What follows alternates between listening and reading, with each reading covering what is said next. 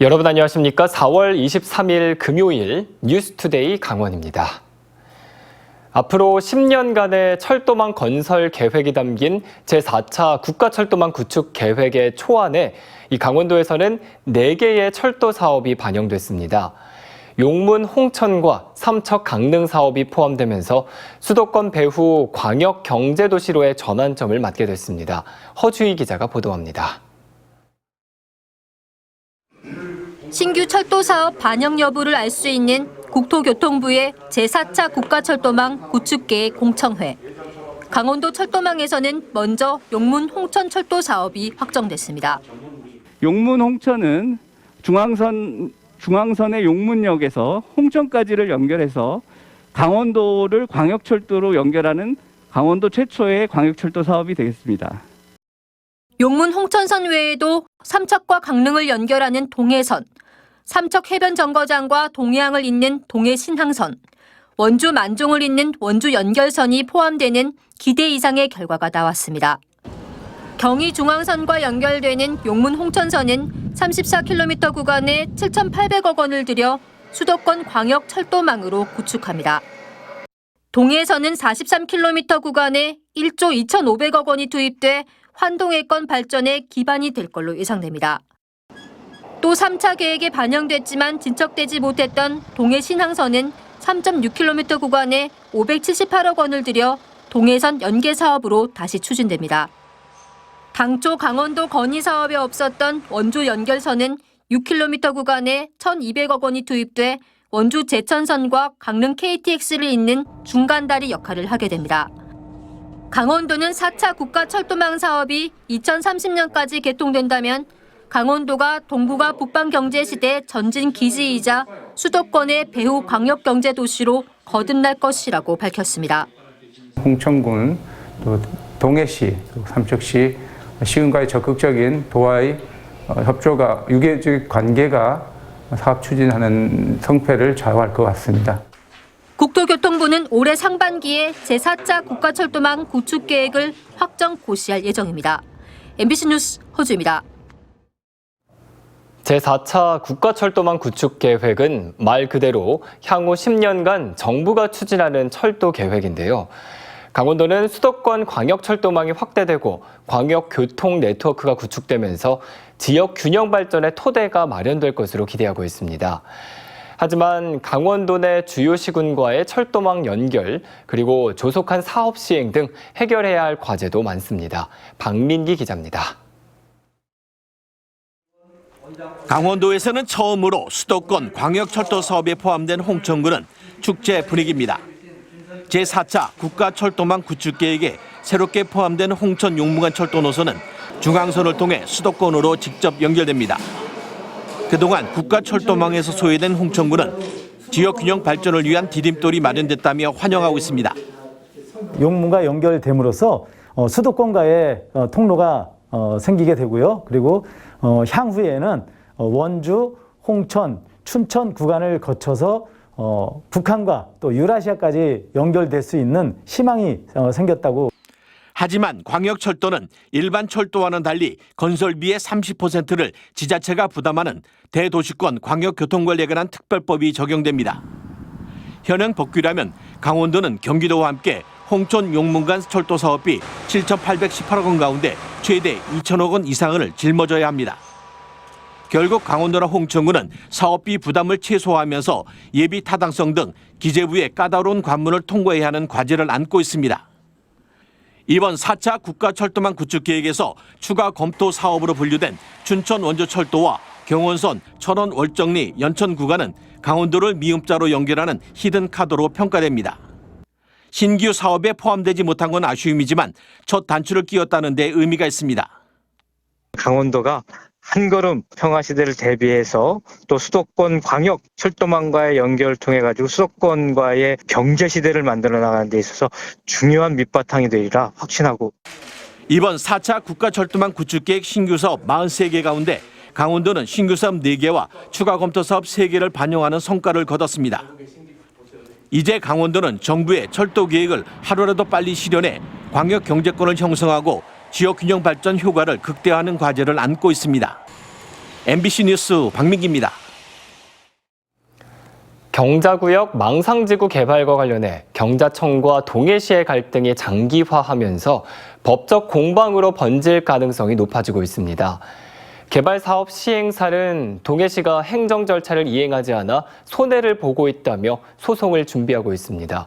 김형호 기자가 취재했습니다. 동해안권 경제자유구역 망상 1지구 사업 시행자가 이달 초 발표한 입장문입니다. 동해시가 2030 도시기본계획 상정을 무기한 보류하면서 사업 진행 여부 자체가 불투명해졌다고 주장합니다. 명예 실추와 금전적 손실을 포함한 법적 책임을 물을 예정이라고 밝혔습니다.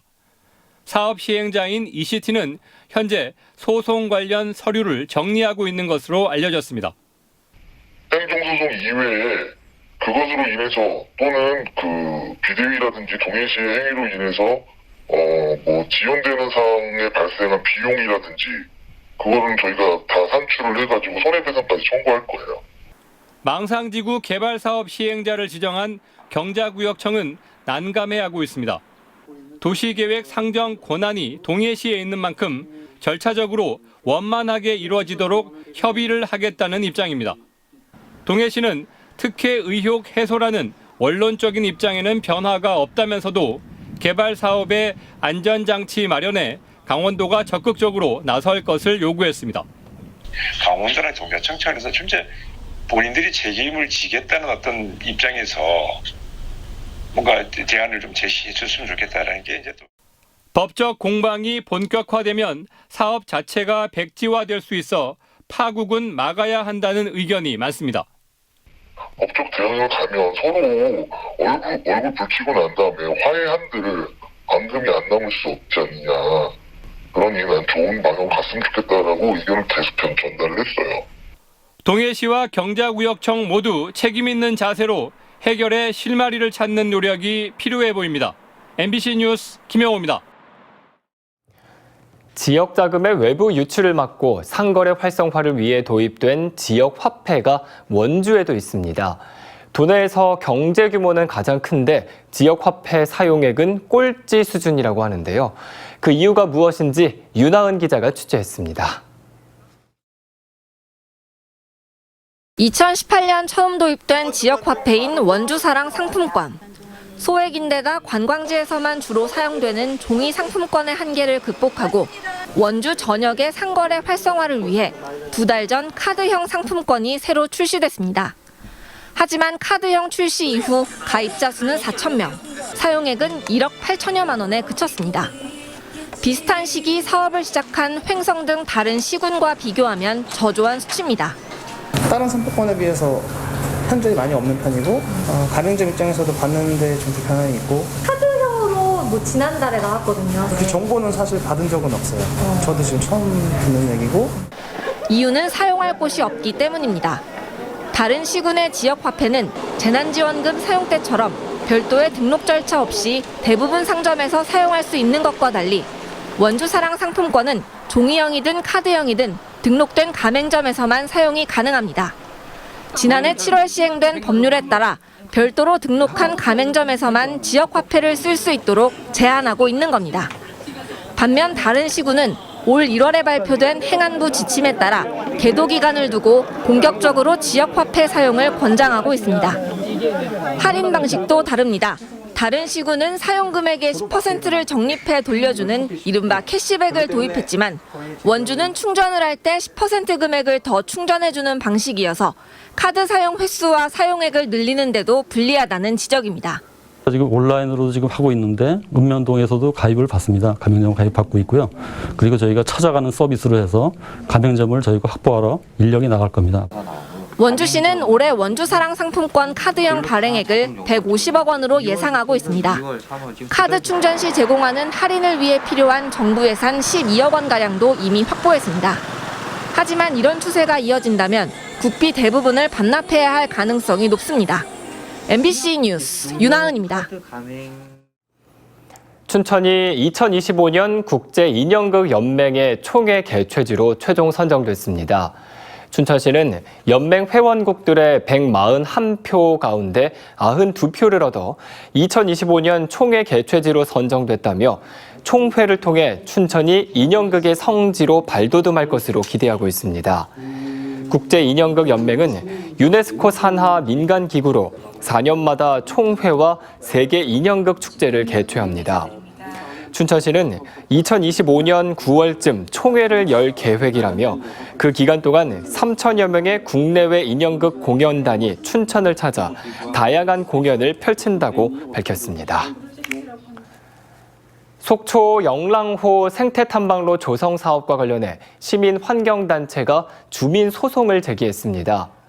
속초 환경운동연합 등은 영랑호 생태탐방로 조성 사업의 중지와 무효 확인, 업체에 지급한 사업비에 대한 반환 청구를 제기하고 공사 중지 가처분을 신청했습니다. 시민환경단체는 속초시가 공유재산 관리 계획에 대한 시의회 의결을 받지 않고 사업을 진행한 것은 위법 행위라고 밝혔습니다. 또 강원도 감사위원회가 절차상 문제를 지적하고도 단순 시정 및 주의 처분한 것에 대해 불복한다고 밝혔습니다. 원주 세브란스 기독병원이 희귀질환 강원권 거점센터를 개소하고 운영을 시작했습니다. 기독병원은 이 센터를 통해 유전자 클리닉과 상담실을 운영하고 도내 희귀질환 관련 진료 협력 체계를 구축하는 한편 희귀질환 의료 인력의 교육과 양성에도 나섭니다. 특히 선천적 대사 이상 질환인 당원병을 특화관리 질환으로 지정해 국내 당원병 환자들의 치료에도 힘쓴다는 계획입니다. 기독병원은 지난 1월에 질병관리청으로부터 거점센터로 지정됐고 2023년 말까지 그 사업을 이어갑니다.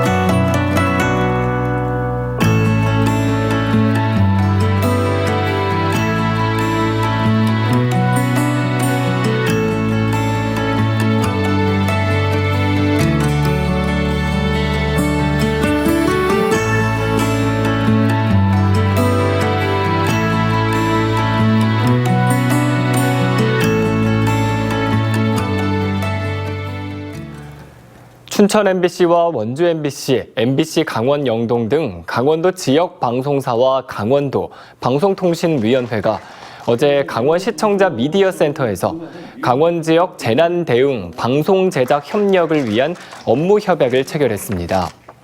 앞으로 지역 방송사는 경쟁력 있는 콘텐츠 제작을 위한 법적, 재정적 지원을 받을 수 있는 계기를 마련했고 강원도민은 신속 정확한 재난 정보와 함께 고품질의 지역 밀착형 콘텐츠 시청 등 시청자로서의 한층 향상된 권리를 누릴 수 있을 것으로 보입니다. 한상혁 방통위원장은 이번 협약이 지역방송 활성화를 위한 실효성 있는 정책 방안을 마련하는 첫걸음이 되길 바란다고 밝혔습니다. 속초 청년몰 갯배스트리트가 개장 1년을 맞아 다양한 이벤트를 진행합니다. 지난해 4월 문을 연 갯배스트리트는 오늘부터 사흘 동안 SNS에 방문 사진을 올리면 추첨을 통해 선물을 증정하고 생일을 맞은 고객에게는 숙박권과 서핑 강습 이용권 등을 제공합니다.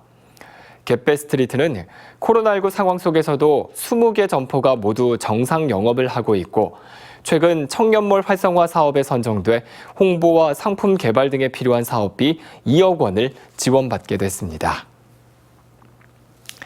강원도교육청은 40명으로 구성된 자유학년제 현장 지원단을 163개 중학교에 파견해 컨설팅을 실시합니다.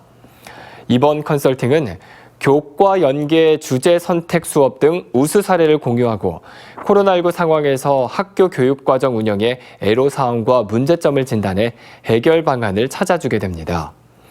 도교육청은 2018년부터 실시한 자유학년제가 중학교 교육과정으로 안착됐다며 2025년 고교학점제 실시에 따라 중학교에서 학생 선택을 확대할 수 있도록 다양한 주제의 선택 수업을 마련하겠다고 밝혔습니다. 지난 2008년부터 이어져 온 춘천인 천원 나눔의 누적 모금액이 21억 원을 넘었습니다. 춘천시에 따르면 지난해 12월 기준으로 춘천인 천원 나눔 누적 모금액은 21억 1,505만 원입니다. 춘천인 천원 나눔은 한 계좌당 매달 1,000원 이상을 기부하고 이렇게 모인 성금을 어려운 이웃을 위해 쓰는 사업입니다. 춘천시는 시민들이 자발적인 기부를 통해 나눔 문화가 확산됐다며 춘천시 공무원들도 선한 이웃 되기 기부 챌린지를 시작한다고 밝혔습니다. 원주시 반곡동 혁신도시 일대 상가를 중심으로 공유 우산 프로젝트가 추진됩니다. 공유 우산 프로젝트는 비 오는 날 상가를 오가는 시민들이 곳곳에 비치된 우산통에서 우산을 빌려 쓰고 자유롭게 반납하도록 하는 서비스로 우산은 기부를 통해 채워질 예정입니다. 이상으로 뉴스투데이 강원을 마칩니다. 시청해주신 여러분 고맙습니다.